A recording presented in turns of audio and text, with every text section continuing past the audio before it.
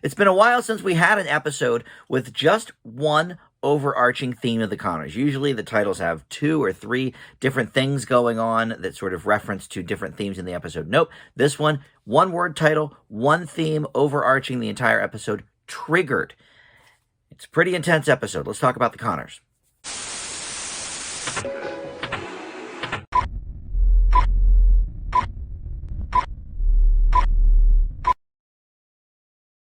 Hey guys, Dan here. This is Dan Reviews It. Welcome to my Connors review for the latest episode, and this is called Triggered.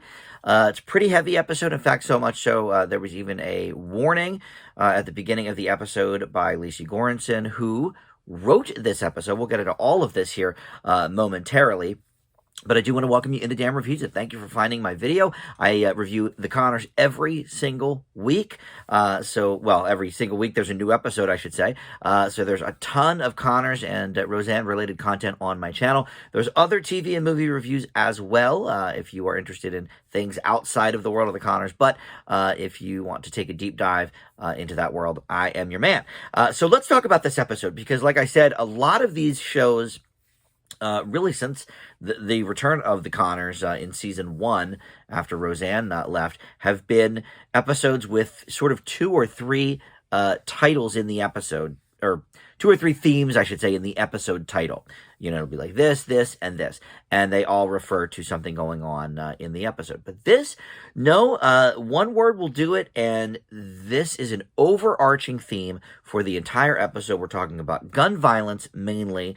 There's some other topics as well, including, you know, sort of involved with that, how tough it is to be a kid growing up right now with, you know, COVID going on and online bullying. And there's a few, you know, things mentioned. But overall, we're talking about gun violence primarily in this episode. And like I said, Louise Goranson wrote this episode. And of course, we know that means she didn't write it by herself. It's, you know, a sort of a committee of ideas, but she was the main writer for this episode, so she gets the credit.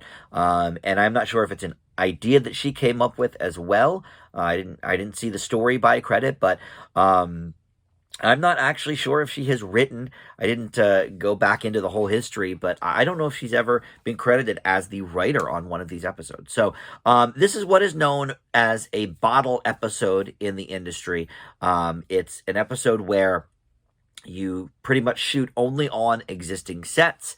Very, very minimal sets, very few guest stars. Here we do have two women at the end of the episode come in, and then Emilio, who I don't think we've seen more than maybe once this whole season, he's here as well. But in terms of, you know, anybody outside the general main or recurring cast, nope, we don't have that. And it's usually an effort to save a little bit of money on an episode, because at least back in the day, networks would have 24 episodes or more for a season. And nowadays it's more like 20 or 22 completes a full season. But, you know, they can divert then money to some other episodes that have maybe more, you know, the Connors isn't an effects heavy show, but, you know, more locales or more sets being built or more guest stars or what have you. So this was a real closed episode. In fact, for a while after the intro, I wasn't sure if they were even filming in front of an audience, because they did sort of the disclaimer with Louise Goranson, and then we had the opening scene where we find out there is a gunman on the loose at the local mall. Beverly Rose is there with Emilio, so obviously, you know, Becky is freaking out. The whole family sort of upset about it. And then we also learn that they're closing off the whole neighborhood because the gunman is now somewhere in the local area. So then we go right to the opening title, but it's not the theme song. They decided to not even do that. They just put the Connors up. They had the little sort of somber harmonica music. And they've done that a few times. You know, I think the episode Roseanne died, they did that. But in any event, then we go right to the opening scene after that, second scene, and there was no laughter for a good minute and a half, and then finally we started telling a little bit of humorous lines by Darlene, and okay, now I get it. But look, this was a bold episode. I'm just going to say that. There have always been sort of the heavy dramatic themes with leaning into the comedy on Roseanne and the Connors. I talk about this all the time, and it remains true to this day. I think this one had more of a dramatic lean than most. Yes, I don't know if there's ever been the chance of anyone dying. Jackie getting beat up by Fisher was obviously one of the more intense ones. Absolutely. But yeah, I can't remember anything that was like this sort of dire. I mean, you've got a gunman in your yard. And then we also have, Dan brings out a gun and, from his safe and says, look, if this guy's in the neighborhood, I want to be ready for him. The whole family's pretty surprised that he even has a gun with a baby in the house. So through it all, Louise is back. We haven't seen her in a long time because Katie Seagal, the actress that plays her, got into a car accident or a motorcycle accident months ago, and so she's been healing from that. So, she was sort of written out because she was away on tour with her band. However, they actually did that episode where she left before the accident, so I guess they just sort of extended the tour, so she didn't have to come back. But yeah, so it was sort of a homecoming episode for her. So, she is there, back living at the house. Ben was there, just, I guess, passing through or whatever, and he ended up staying there because they all sort of got trapped in that house. Mary was there, which I thought was very smart, have somebody who was really a young child in school dealing with gun drills and active shooter drills and all of that kind of thing. She has a checklist and everything from school. She doesn't want to go to school. Good plot point there.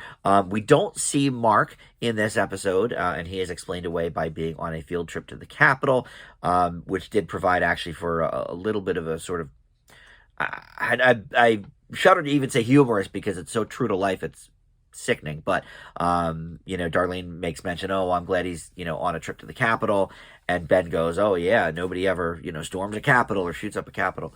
So it was a little bit of a laugh line, but at the same time, it's like, oh my God, yeah, like this world sucks.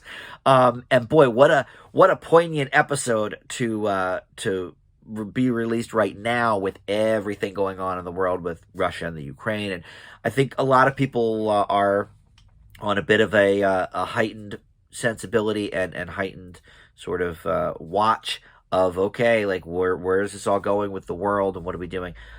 This is the show to tackle it. A lot of shows that are more dramatic in nature can tackle something like gun violence, guns at school. Blackish is probably the only other one I can think of that could effectively tackle something like this. Although I find Blackish to be a little preachy. The last couple of years, I've really not watched too many episodes because it's almost all drama and very little comedy in those episodes, whereas the balance is still here. And Dan even makes a joke, the next day, and Louise is like, dude, we just watched a guy get shot on TV yesterday, and he says, look, I got to go to work today and put a smile on my face and help people find hardware. If I have to joke about it to get there, that's what I'm going to do. And I've always felt the same. I work I have 3 jobs, but 2 of them are in customer service, and I deal with people all the time, and it's, you have to sort of put on a brave face a lot of the time when you don't necessarily want to. And back my days in radio, if I was having a very emotional day or if something bad was going on, I I was a program director when 9/11 happened. And yeah, sometimes you just have to sort of push through it, to get the people, what they need the most. So a lot of intensity in this episode. And I sort of brushed upon the shooting on TV, but yeah, so it turns out that the shooter in question at the mall was one of their sort of neighbors. He lives like a block and a half down the street.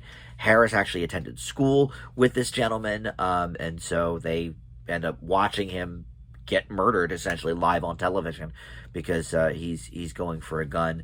Look, they could have leaned into some sort of statement about, the police as well, but they decided to sort of focus exclusively on the gun, and I think that's fine. Look, Jackie is a former police officer, so they could certainly have gone down that path of, well, it's never easy. You see somebody reaching for something, because it's never expressly stated like, yes, he definitely had a gun, whatever. But They didn't choose that path, and I was okay with that. I think there's kind of enough shows and movies and all of that about police brutality and police violence and whatever. This should have been and was really about the violence and the gun issue. This hit particularly close to home for me because where I grew up, Springfield, Pennsylvania, there was an active shooter at our mall when I was probably about Mary's age. I think I was maybe 8 or 9 when it happened. And again, quite literally close to home because the gal that did it lived 3 doors up from my family. And so it was a crazy night. I mean, I remember we were all set to watch the Charlie Brown, I think it was the Halloween special. And they broke in with the news that, oh, yeah, there's a shooter at the mall, and they shot, I think she killed 4 or 5 people. When we found out what was going on, our first instinct was, much like Becky, our grandmother used to go to the mall all the time and have her coffee at McDonald's, where I eventually ended up working. And we were calling her and seeing if she was at the mall, and she wasn't picking up the phone. And oh my God, it turns out she wasn't at the mall. Thank God. She was somewhere else doing, I guess, errands or something. But yeah, we didn't know for a good, hour, and we were freaking out. So yeah, this is really, really, this episode hit very close to home for me. I don't have children, but I have 5 nephews who are all between the ages of like 8 or so and 16. So they're all in school. I'm sure they all deal with the shooter drills and all this, and it is incredibly hard, thinking about that sort of thing. So I say bravo for this episode. Certainly some of the laughs were put on hold, but in true Connors fashion, I think they did wring some appropriate laughs at the appropriate times between this very, very heavy script and heavy tone. Jackie ends up, crying and breaking down because it turns out she is what they call doom scrolling every night. She's just going through her phone, looking at all the news and all the everything. I got to tell you, I did that for a few months after the, even leading up to it because I was following the presidential election, but the Capitol riots on January 6th last year, for like 3-4 months, I would watch the news every single night. I tried to stay so informed. And by summer, I was just like, I can't do this anymore. It's too hard to watch this all of the time. So even with the current stuff going on in Russia and the Ukraine, I've been informed of things, but I keep the actual, let's sit down and watch this for 2-3 hours. I don't do that. It's too hard. So... Whew, yeah. Well, look, as we always know with my Connors reviews, we get personal here. We talk about some things, and I always love hearing from you guys in the comments about how these episodes affected you, what you thought of the episode on the whole. I think the balance here of the comedy was great, like I said, and I do actually appreciate. Aside from the actual topic itself, I appreciate that they really spent the whole episode on just one theme. We don't get that anymore with the Connors, and I wish with most shows actually, and I think we actually need a little more of that. One of my favorite all-time shows is Everybody Loves Raymond, and in one of the commentary tracks on the DVD, the creator Phil was pointing out that they only typically do one topic for the whole 25 minutes or whatever it is, and everything is centered around that. And I had never realized it before, but that is true, and it's so rare anymore. Usually there's, we have to give, this character this thing and this other character this thing, and let's have a C story with some comedy relief for this character. And so, this having the whole family in the same room at the same time doing and watching all of the same things, I think was very helpful to sort of move the plot along and sort of move the dialogue along on this issue. And the other thing I like about it is they don't offer solutions, because obviously there's, a million and one thoughts on all of this stuff. And of course, everybody hates, school violence, but certain people don't want to put any restrictions in place, and I won't get into that. I try not to do politics on my channel. This could have been a pretty politically themed episode, and it really was not. It was very, very sort of even-handed, and I respected that as well. So, listen, kudos to Lisa Goranson. She wrote, I think, one of the best episodes of the season. I think it will be a remembered episode for sure. I do miss that Mark wasn't in it because he's always a welcome addition. But yeah, everybody else, I mean, DJ wasn't there, but he's never in it, so I don't really count him. But even Mary was there, and I liked that Louise was back for this one. So, yeah, this is probably the best episode of the season, I would say. I'm going to give Triggered an A. But again, let me know in the comments, how did it do for you? And check out my other Connors videos if you have not so far. We'll see all the other episodes of the season. I believe next week is another repeat, but in 2 weeks we'll be back with another new episode. So I'll be here with you for that. Thank you for watching. We'll see everybody next time. Bye.